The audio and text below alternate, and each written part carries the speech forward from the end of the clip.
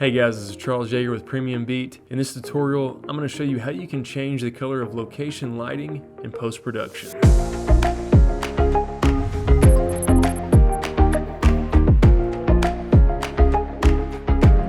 So for this tutorial, I was inspired to create some kind of colorful night location lighting effects. You've seen a lot of movies now, movies like Suicide Squad or even John Wick 3. I think the ideal use cases for this effect are really going to be on city skylines or aerial shots at night, but you could also use this technique on darker interior lighting as well. The great part is creating these lighting effects in post is really easy, and they can be quite effective when you need to match a location shot to the tone of your project. Now this effect can be done in both Premiere Pro and After Effects, but I find it to be a lot easier to create in After Effects. But I'm going to walk through the process step by step, and if you want to start in Premiere Pro, you can. Just right click on the clip you want to adjust, and then select Replace with an After Effects composition. That's going to go ahead and launch After Effects, and you can go ahead and start from there. Finally, the last thing I want to mention is the first clip that I'm going to be using is available with the project file for this tutorial. So if you want to go ahead and download that from the blog post, I'll have links for that in the description of this video. Alright guys, so inside of After Effects we can see the aerial shot we're going to be starting out with here. It's a pretty simple drone shot, which is a very subtle bit of movement. And that's kind of key with this effect. If you are going to be using a drone, I would keep the movement pretty simple or static. A little bit of movement I think looks a little more realistic because just with the tracking that we're going to do, it'll help sell the effect quite a bit more. Let's go ahead though and jump and look at what this is going to look like actually with the finished version of this. So I've got this in another composition here, and you can see the lighting has been drastically changed, really in more of like a Suicide Squad type look. We just adjusted that overall kind of orange cast that was on everything and added in different colors. And again, it just makes the shot a lot more interesting. And you can imagine if this was an establishing shot for a project you're working on, if your characters are actually inside of a room like with purple lighting or something like that, just by adjusting the color of this windows, we kind of give some context of maybe that's where that room is. So you can kind of help sell the location even if it's nowhere near this with tricks like that. So let's jump back over to the original shot.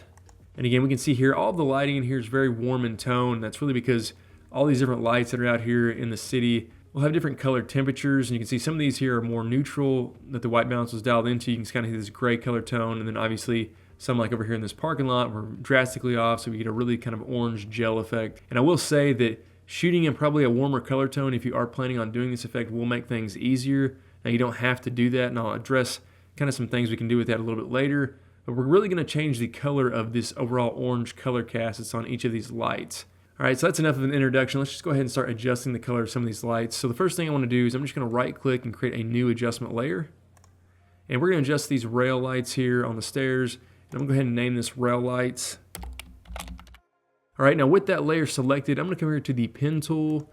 And what we're going to do is we're going to just create a very rough mask around these light rails here. And what we're trying to do is we're just trying to mask around kind of the lighting area where that lighting is being cast. And we're going to use the feathering of the mask to kind of help blend this in. It really is a lot more straightforward than it sounds. But for a shot like this, where the light's kind of bleeding off, I'm going to leave Roto Bezier on because I kind of want that rounding going on. So I'm just going to go ahead and jump in here and start masking this out. A tip I will give you is to follow the darker areas because, again, wherever there's black, that's not going to have any saturation at all, and that's really what we're going to be adjusting is the saturation. So masking around in the darker black areas will help hide where the mask edge is. So I'm just going to click around here. You can see how I'm kind of going along the edge and just kind of follow the natural light fall off of these lights. I'll just map it across the sidewalk here and just kind of go along the edge of that. So you can see nothing too technical there to mask around these lights. If you need to go back and adjust anything, you can. And I'm making sure I'm doing this at the very first keyframe here because I do have that movement. So we're going to create two different keyframes to match this movement so it looks like it sticks to these lights. So what I'm going to do is hit M on the keyboard, and that's going to bring up the mask properties. And I'm going to go ahead and adjust the feather here. I'm just going to type in 20, give that a little bit of feather, and we can adjust this a little bit later.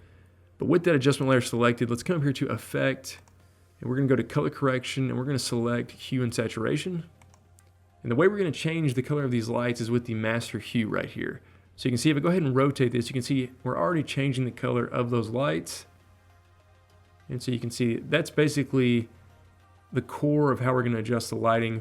Now, one thing I will say, the further away from 0 you get, so if I go all the way down here to 180 degrees, you are going to see more kind of noise introduced to the lights depending on your footage quality. If you're using very compressed footage, it may look kind of blocky, so you will need to keep that in mind. You may want to run a denoiser or denoise your original footage prior to doing these effects. But really that's up to you. And again, if you don't move it all the way 180 degrees away, if you just go over maybe like 30 or 50 degrees, you can see you really cut down those noise artifacts quite a bit. So I'm actually gonna probably leave this at more of a pink color tone for these rail lights. So now let's go ahead and blend this in a little bit more. I'm gonna turn off the mask visibility so I can kind of see the edging, and I'm gonna come down here to the mask feather. And you can see as we adjust this, if I bring this up, we can see there's the hard edge there. But I'll just go ahead and taper this off. And you can see that kind of just naturally blends in with the scene. Looks a lot more natural. It blends in with the other lighting that's actually at the location. Something else we can do is adjust the master saturation. If it's a little too intense for you, just bring the saturation down.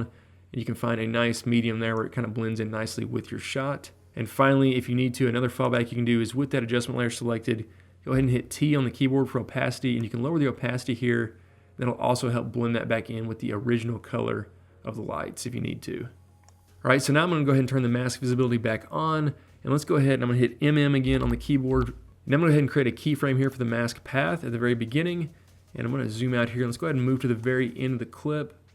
And what I want to do is just align this mask back up with the way it was before. So I'll go ahead and move this back. We can see it kind of follows the edge of the sidewalk there. So I'm just going to move back to the very end. And what I'm going to do is with the selection tool, I'm just going to go ahead and double click on the mask. And you'll see this outline like this, and that's what we want. So then I can now actually just click and drag around the entire mask. And so this makes it pretty easy to line things back up. So I'm just going to line this back up right in here. And then if I need to, just click inside of the mask, and I'm actually going to move some of these points a little bit closer back to where they were before. Again, you don't have to do anything too technical, and I find that this is very forgiving if the mask isn't perfect because we have so much feathering going on. It's hard to kind of differentiate and see where exactly it begins and ends. So just get this roughly kind of back to the way it was at the first frame, and I think this looks pretty good right here. So I'll go ahead and turn that mask visibility off and go ahead and scroll through this and see if this follows it correctly. And that's looking pretty good. So you can see that quickly we adjusted the rail lighting of these lights. And that's basically the gist of how we're going to adjust these lights in post.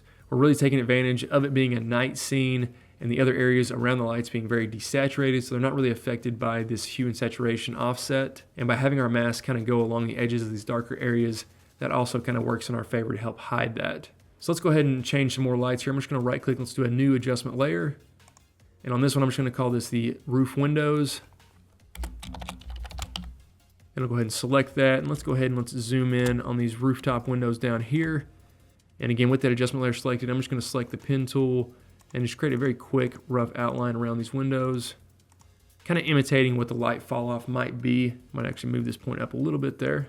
So I'm not going to adjust the feathering just yet, so we'll take a look at that. So first, I'm just going to have it selected, and we're going to Effect again, Color Correction, and let's go ahead and do Hue and Saturation. If we go ahead and rotate the master hue here, we can see the different lighting effects we can get. So again, I might do more of a purple color tone here. And if I go ahead and turn off the mask visibility, if I zoom in here, it's kind of difficult to see. And I might actually adjust this to be more of a green, but you can kind of see where that's actually adding some of that saturation there of the black areas. And that's where the feathering is going to come into play. So I'm going to go ahead and hit MM on the keyboard, and we're going to go to mask feather, and I'm going to feather that edge out so it kind of blends that green that's coming from that. Hopefully you guys could see that with the compression of the tutorial, but again, that's where the feathering is going to come into play. So you still want to feather any adjustments you make on areas that are in total darkness like this one. I'm just going to go ahead and offset this back to the purple color tone. I like that a little bit more. But I'll go ahead and create a mask path keyframe there at the beginning, turn the mask back on. Let's go ahead and move to the very end, and I'm just going to double click on that, reposition it back over, and then that's all we need to do. Go ahead and turn that mask back off and just scroll this to make sure it's following correctly. So that looks pretty good. And you can even adjust lighting, like right here on the edge of the building where this light's kind of falling off and hitting this car. You can see that kind of has a little bit of a yellow color tone to it. So we could even adjust that as well. So let's go ahead and just right click, do a new adjustment layer. We'll just call this car. And with that selected, come up here to the pen tool, and let's just mask around, kind of follow again the edge of this lighting where it falls off. Again, we're going to feather this so it doesn't have to be exact. Come over to Effect, Color Correction, Hue and Saturation, and go ahead and offset this to be maybe more purple lighting as well. And then with the mask, hit MM, and we'll turn off the visibility there so we can just see along the edge, and we can adjust that feather. Now with this one, I might actually increase the saturation just so we can see that a little bit more. There we go, that's some nice purples coming through there. So we can almost kind of create our own synthetic lighting coming from that by increasing the saturation.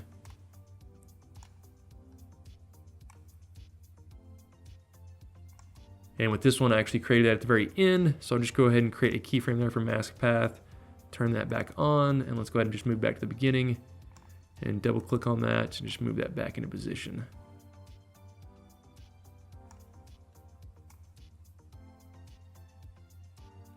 So you can see how that's tracking with that.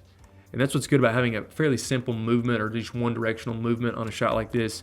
You can get away with very minimal keyframes, really just using 2 in this one. So you can imagine if the camera was rotating a lot of different directions, you would have a lot more keyframing to do. All right, let's take a look at the bigger example over here, which is this parking lot lighting, where we can really tell that the white balance was off quite a bit.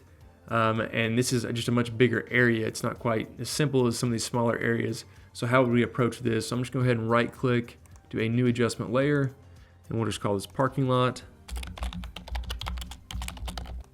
And with that selected, I'm going to come here and select the pen tool, and I definitely want to have Roto Bezier on for this one. And I will say that bigger areas are trickier just because it's more difficult to sell that much of an area will be covered in this kind of neon colored lighting. But in the context of our shot with all the other extreme lighting going on, you're probably going to be able to get away with a lot more. So what I'm going to do is I'm going to come down here and I'm going to kind of go along the edge of these trees where they're really desaturated in the dark area there. I'm just going to go along the edge. And so right here we kind of have a little bit of a issue where we can kind of decide what we want to do. You can see the orange lighting is actually spilling out here into the street. So if we want to actually go around there and get that, but I'm seeing this lamp here, sidewalk lamp, where that's really orange on this tree. And I'm thinking I may want to actually leave that orange. And I'll just kind of attribute that this spill coming off here is coming from that lamppost. So I'm just going to kind of go on the inside of that and kind of get more on the shadow of this tree here. And so I'm just going along and I want to avoid this light here where it's a different color. And I'm just going to move this up. And I'm actually going to go out of frame here just a little bit because I know that this may actually move up out of frame after this moves. So we'll just come back down here and connect this. And now let's go ahead and let's do the effect, color correction, hue, and saturation. And so with this, I'm going to go ahead and offset it. I'm going to get kind of a bluer color tone because I feel like that's going to be a little more realistic. Something like this teal here. And I'll go ahead and turn off the mask visibility. So right now it's pretty rough and it's very saturated. So we're drawing a lot of attention to that area. So obviously the first thing I want to do is I want to go ahead and feather this quite a bit. So with that selected, hit MM, going to mask feather. I'm kind of looking at this bottom edge here to see how that blends. So I just want to feather that out quite a bit. And so that's looking pretty good. And we can see that our other lighting still left in place here and it's blending quite nicely. Now obviously this is really saturated. So a tip for bigger lighting areas like this would be to desaturate that. So I'm going to bring the master saturation down quite a bit, as you can see here, so it's not quite as bright. And the other thing we could do again is just go ahead and hit T on the keyboard there on this adjustment layer, maybe lower the opacity, find a nice blend between the two, and then you can get something that's a little more realistic for the context of your scene. I'm actually bringing this back up. I like this to be a little bit saturated because it kind of stylizes with the rest of the shot. And keyframing, it's the same technique, so I'll turn the mask back on. Again, I'm at the very end of the clip here, so I'm going to go ahead and hit MM so we can see mask position. Go ahead and select that. I'm just going to move to the very beginning, and we just want to move this kind of back into place where it was before. Again, it doesn't have to be exact, but somewhere fairly remote. So you can see where that kind of edge indent there was. So I know that was pretty similar to there. So I'll go ahead and just toggle this back off and just go ahead and preview this, see how this is going. So yeah, it looks like it matches up pretty well. So that's how you would adjust a larger area like that. And again, you might be like, well, that blue doesn't look very realistic. It's too saturated. Just for context, so we can turn that back off. And you can see how saturated this was actually captured in camera.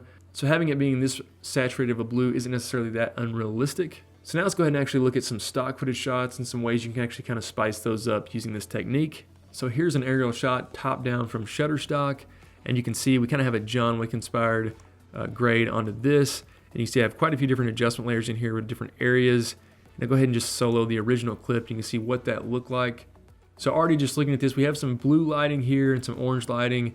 So we can kind of follow those and kind of create that grade. You can see one thing I wanted to show you was right over here. You can see these lights are really dialed into the correct white balance for this drone shot. So you can see we have a lot of different color tones happening here. So we have green, and you can see we have the natural gray, and we have other objects in the scene. that have a very natural looking color tone. They don't have that broad orange wash on them like we did in the last drone shot. So there's a couple things you can do with this. What I recommend doing, I'm gonna go ahead and find where that is. So I'm gonna go ahead and just solo the original footage and solo that area. And I wanna show you what I did to kind of create this overall grade wash. So what I've got here is Lumetri color applied and then the hue and saturation effect. So I'm actually gonna turn off the hue and saturation effect and show you what I'm doing with Lumetri color.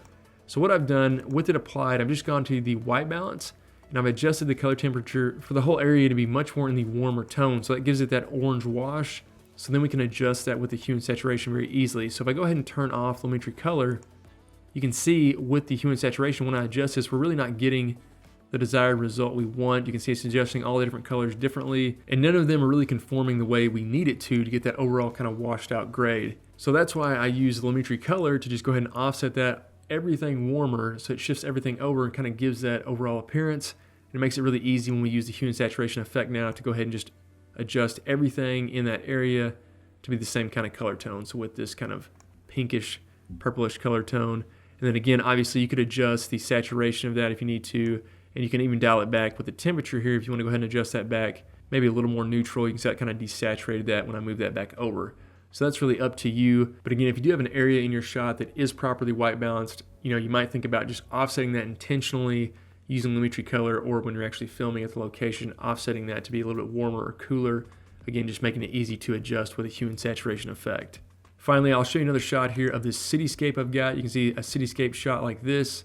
So this could be just on top of a parking garage or from a building balcony, just a lockdown shot. And you can see this is the final shot. And if I go ahead and show you the original shot here, you can see again, everything in here was much more warm color toned. But again, by using this effect, masking out different lighting areas, you can add a lot more vibrancy and just more atmosphere to a scene like this. Now I will say, if you are doing a cityscape shot like this, if I zoom in here, when you're actually doing the masking, you may actually have to turn off the Roto Bezier and do a little more of a hard edge, because you're going to be kind of outlining around the edges of these buildings, and you can still feather those. I'll go ahead and turn the mask on for this. You can kind of see what I've done here. You'll still want to feather it just a little bit, but just again, having Roto Bezier off will allow you to get around some of the corners and some of the edging when other buildings move in front and stuff like that a lot easier. Finally, I will say, if you are adjusting the lights on a cityscape shot like this, you probably will want to have the camera completely locked down. And what I would recommend doing, if you want some movement, maybe record it in 4K and then do some scaling or cropping in and doing some movement in post like that. Just go ahead and pre-compose everything. So you can see I could select everything here and just go ahead and go to layer and then pre-compose. That'll move everything into a new composition. And then what I could do is I could just scale this. Set a keyframe for the scale, maybe move down in time a little bit here, and just go ahead and scale this up. Obviously, if you're working with 4K footage or higher resolution footage, that's going to allow you to scale on an HD timeline and not lose any quality. So you can see how I could add in some animation on something like this if I was maybe wanting to focus in on this building. But that'll just ensure you don't have to keyframe all the different masks in your shot, and hopefully that'll save you quite a bit of time. Alright guys, hopefully you enjoyed this tutorial and picked up a few tips on how you can enhance the lighting of your locations in post. And make sure you guys head over to the blog on PremiumBeat, where you can check out other tutorials just like this one, and you can download the original project file that I used when I created this tutorial. Alright guys, this has been Charles Jaeger with PremiumBeat.com. Thanks for watching.